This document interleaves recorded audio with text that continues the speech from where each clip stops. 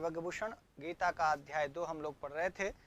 दूसरे अध्याय में कल हम लोगों ने पढ़ा था ना सतो विद्यते भावो ना भावो विद्यते सतः उभयोरपि दृष्टोऽन्तस्त्वनयोस्तत्त्वदर्शिभिः। आज 17वां श्लोक पढ़ेंगे। भगवान कृष्ण ही बोल रहे हैं अर्जुन से कि क्या अविनाशी है और क्या विनाशी है, किसका विनाश हो सकता है और किसका विनाश नहीं हो सकता है। ये पीछे वाले श्लोक से जुड़ा हुआ है, इसलिए जो लोग पीछे वाले श्लोक नहीं देखे हैं तो एक बार देख लीजिएगा, तभी ये वाला श्लोक आपको समझ में आएगा कि सत और असत वस्तु के स्वरूप का निरूपण पीछे वाले में किया है, ना सतो विद्यते भावो ना भावो विद्यते सतः में। और इसके बाद अर्जुन को युद्ध करने की आज्ञा आगे के इन 2 श्लोकों में देंगे। तो आइए 17वां श्लोक गीता के दूसरे अध्याय का।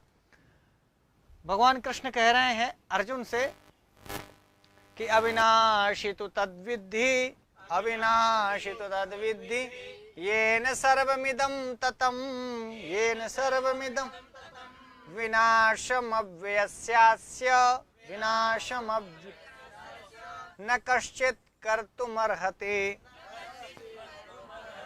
अविनाशी तु तद्विद्धि,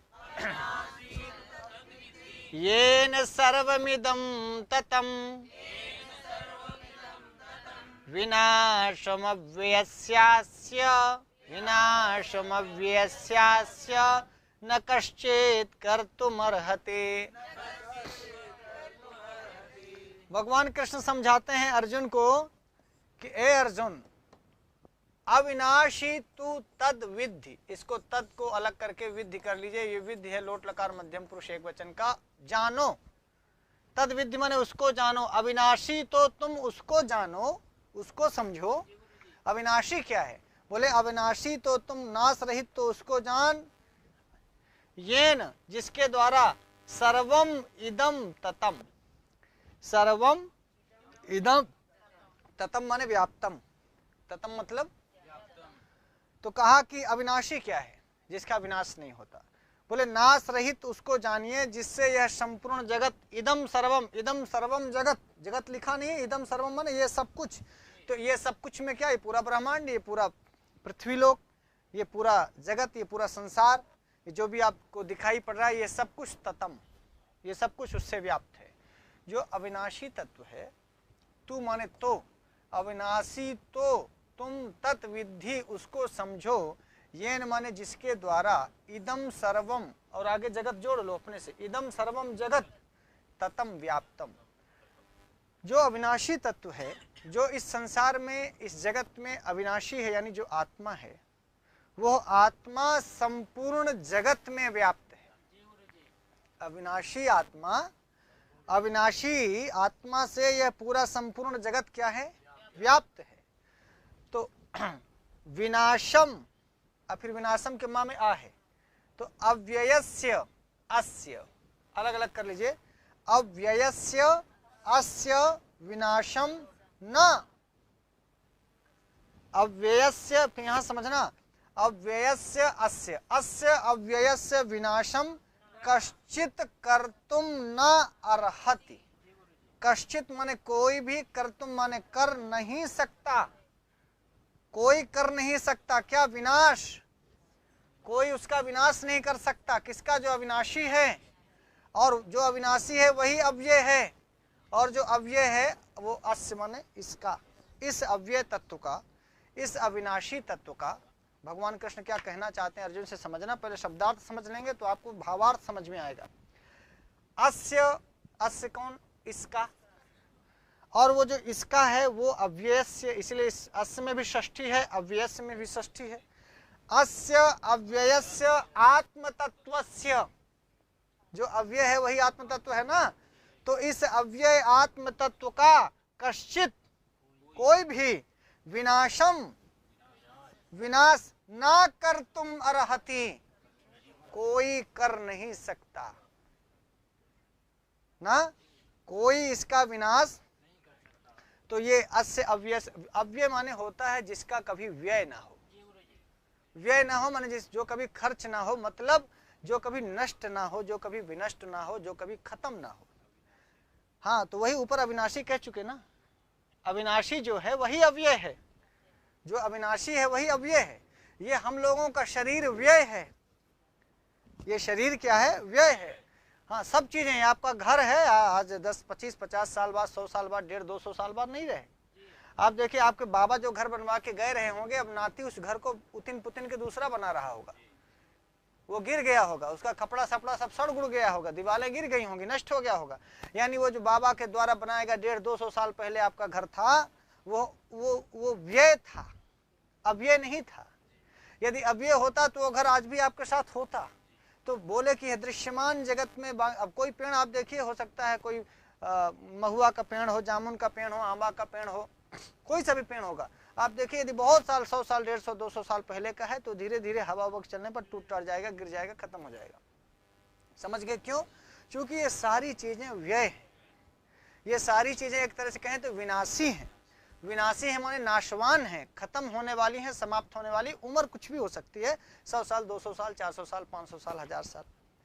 भगवान यही समझा रहे हैं कि पर जो अविनाशी है, जो अव्यय है, जो अविनाशी है, जो अव्यय है, इसका विनाश कश्चित कर तुम ना अर्हति, कोई भी नहीं कर सकता। तुम्हारी क्या औकात है? अब ये लिखा नहीं है तुम्हारी क्या औकात है, हम अपनी ओर से क्या कह रहे हैं, कश्चित का मतलब कोई, तो कोई में तुम भी तो आ गए। तो तुम जो ये कह रहे हो कि हम गुरु द्रोण को कैसे मारें, तुम द्रोण को मार ही नहीं सकते। द्रोण का जो अविनाशी तत्व है, द्रोण के अंदर जो रहने वाला, भीष्म पितामह के अंदर रहने वाला जो अविनाशी तत्व है, जो आत्म तत्व है, उसको कश्चित विनाशम कर तुम ना अर्हति। भला तुम्हारे गांडीव में क्या दम है? तुम्हारे में भी दम नहीं है, ना हमारे सुदर्शन चक्र में दम है। माने अविनाशी तत्व को कश्चित कह के भगवान ने सबको ललकार दिया, कोई नहीं कर सकता। आप चाहो कि हम जो है डीके की जो आत्मा है, इनके मुंह में हाथ डाल के इनकी आत्मा निकाल के ओका कचर कचर के मारब, तो आप डीके के नासवान शरीर को कचर सकते हैं। लेकिन जो अव्यय तत्व है, जो अविनाशी तत्व है, उसको भगवान ने कहा कश्चित विनाशम कर्तुम ना अर्हति, कोई भी उसका नाश करने में समर्थ नहीं है। ना कश्चित ना अर्हति, समझ गए? कोई भी समर्थ नहीं है क्या करने में? विनाशम कर्तुम, विनाशम कर्तुम किसका? अस्य अव्ययस्य। तो अस्य अव्ययस्य भगवान क्या बता रहे हैं? हाँ, तो अब वो यही आगे समझा देंगे। अब आगे लाइन में ले लेंगे अर्जुन को कि तुम भीष्म पितामह को जो कह रहे हो कि हम कैसे मारे, हमारे बब्बा हैं, गुरु द्रोणाचार्य के ऊपर कैसे बाण छोड़े। गुरुन हत्वा ही महानुभावान श्रेयो भोक्तुम भैक्षमपि है लोके। याद आया? हाँ, तो उन्होंने कहा था ना कि हत्वार्थ कामांस्तु, तो बोले हत्वार्थ में तो कही दिया कि आहत्वा, ये सब अहननीय हैं, तुम हनन कर ही नहीं सकते। जिस तत्व को मैं तुम्हें समझाने की कोशिश कर रहा हूं, केवल तुम भीष्म पितामह का शरीर पतन कर सकते हो, केवल गुरु द्रोणाचार्य का शरीर पतित हो सकता है, समाप्त हो सकता है, पर गुरु द्रोणाचार्य का जो सत तत्व है, जो ना सतो विद्यते भावो ना भावो विद्यते सतः में बताया था, उस सत तत्व का यही कहा ना कि पीछे वाले श्लोक में देखिए कि सत्य का कभी अभाव नहीं होता। तो भीष्म पितामह में हो, चाहे दुर्योधन में हो, चाहे दुशासन में हो, चाहे शकुनी में हो, चाहे द्रोण में हो, जो सत तत्व है वो उनकी आत्म तत्व है, और वो आत्म तत्व अविनाशी है, वह आत्म तत्व अव्यय है। उस अव्यय और अविनाशी तत्व का कभी नाश होगा नहीं। तो मानो वो समझाना चाहते हैं कि तुम्हारे मारने पर भी ये नहीं मरेंगे, असली में ये नहीं मरेंगे, और जिस शरीर की तुम चाहते हो कि रक्षा करें, उसको तुम रख नहीं सकते, क्योंकि नासतो विद्यते भावो, वो सब असत है। शरीर असत है तो वो रह नहीं सकता, और आत्मा सत है तो वो समाप्त नहीं हो सकती। इसलिए मैं कह रहा हूं, भगवान कृष्ण कह रहे हैं कि विनाशम अव्ययस्य अस्य न कश्चित कर्तुम अर्हति।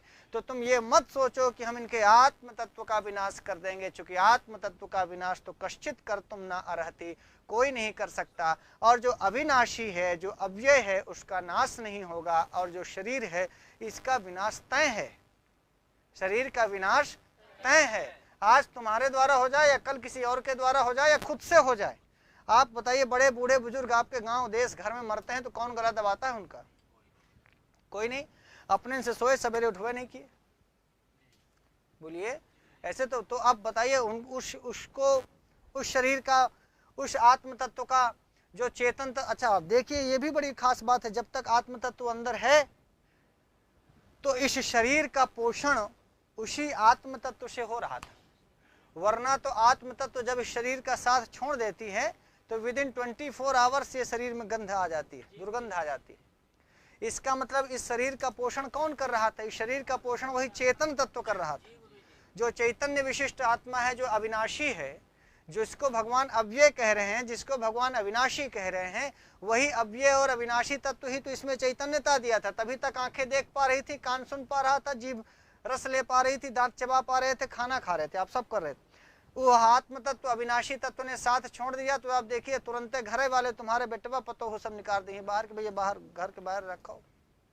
और सवेरे जो है जितने जल्दी हुई कहीं कह रहे रुक जा बुआ, अब अल्लाह की बुआ के देख रहे कहीं ले चलो, जल्दी करो काम खत्म करो, जितने देर रखे उतने गंधा लागी। बोलिए हाँ क्यों? अभी तक आप ये 50 साल का शरीर 60-70 साल 80 साल तक जब दादा जीते रहे तब तक तो नहीं गंधाई। यही चेतन तत्व है जो उसका पोषण कर रहा था, उस शरीर को जीवित बनाए रखा था। उस शरीर में चैतन्यता थी, उस शरीर में दिव्यता थी, और उसके जाते ही दिव्यता समाप्त हो गई, चैतन्यता समाप्त हो गई। उसमें ये विनाशी तत्व था जिसका विनाश हुआ, और जो अविनाशी तत्व था वो तो चला गया। और वो अब जहां जाएगा, जिस जगह, भगवान ही बताना चाहते हैं कि वो तो हमेशा था, है और हमेशा रहेगा। उसको तुम चाहो भी तो नहीं मार सकते, और इतना सूक्ष्म है कि तुम देख भी नहीं सकते कि वो देखो जा रहा है, वो जा रहा है, उसको पकड़ लो, ऐसा भी नहीं कर सकते। आगे के श्लोक में बताएंगे। तो भगवान का ये श्लोक भी आपको समझ में आ गया होगा, क्योंकि अर्जुन को अगले श्लोक में कहने वाले हैं तस्मात् युध्यस्व भारत। अगले 18वें श्लोक में वो कहेंगे चौथी लाइन में कि इसलिए उठकर खड़े हो जाओ लड़ने के लिए। क्यों उठकर खड़े हो जाओ? क्योंकि तुम, उसको यही कष्ट है ना कि मैं कैसे मारूं गुरुदेव को। तो बोले कहाँ, गुरुदेव को मारने को कौन कह रहा है? तुम गुरुदेव की आत्मा को मार ही नहीं सकते, तुम भीष्म पितामह को मार ही नहीं सकते, और जो शरीर है इसको बचा नहीं सकते। इसलिए तुम अपना कर्तव्य कर्म करो, तुम मारने के लिए थोड़ी आए, तुम तो लड़ाई लड़ने आए हो। इस लड़ाई में हो सकता है तुम ही मर जाओ, कौन जानता है? तुम सबको मार ही दोगे, ये कैसे जानते हो? सबको तुम ही मारोगे ये कैसे पता है? तुम्हें भी तो कोई मार सकता है। पर क्षत्रिय हो, लड़ना तुम्हारा धर्म है, सिर्फ लड़ाई की बात करो। और हम इनको मार दिए, हमने उसको मार दिया, हमने मदार सिंह को मारा, धतूर सिंह को मारा, ऐसा कर दिया वैसा कर दिया, तो ऐसे कहने वाले तो बहुत सारे लोग थे। साफ हो रहा है, पूरा साफ हो रहा है। और जो सब कह रहे थे कि साफ हो रहा था, साफ हो रहा है, सब वही साफ हो गए जो गीता नहीं पढ़े थे वो, और जबकि उन्हीं के पूर्वज उनको गीता पढ़ा रहे। और जिन लोगों ने भगवान कृष्ण की गीता को सुना, समझा, ऑब्जर्व किया, वही लोग आगे बढ़ गए। कौन जीता कौन हारा, कब तक रहोगे? 5 साल रहोगे, 10 साल रहोगे, इसके बाद तो देखिए अविनाशी तो तद्विद्धि, अविनाशी तो तद्विद्धि, येन सर्वमिदं ततम् विनाशम अव्यस्यास्य न कश्चित् कर्तुम् अर्हति। तो मित्रों आज के लिए इतना ही। मेरे ख्याल से श्लोक आपको समझ में आ गया होगा। इसके आगे के श्लोक को लेकर के हम कल फिर उपस्थित होंगे। यदि इस प्रकार की वीडियोज आपको और अच्छी चाहिए तो आप इसे लाइक करिएगा, अपने मित्रों को, खासकर सखियों के पास जरूर भेजिएगा, अपने माता पिता दादा काका दादा के पास,